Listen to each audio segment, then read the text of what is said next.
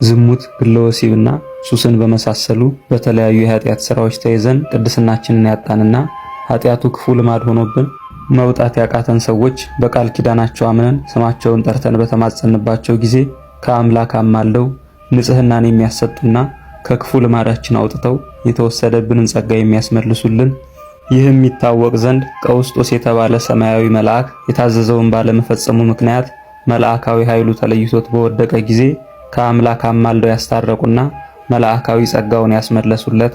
ለስም አጠራሩ ክብር ይሁንና በተዋህዶ የከበረ መድኃኒታችንን ሁለት ባህሪ ነው የምትል የክህደት ደብዳቤ በደረሰቻቸው ጊዜ ከወታደሮች እጅ ነጥቀው የቀደዱና በዚህም ምክንያት በወታደሮች ሲደበደቡ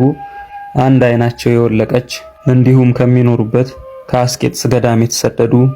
በበርበር አረማውያን ተማርከው የተወሰዱና ለአንድ ክፉ አረማዊ ሰው ባሪያ የተደረጉ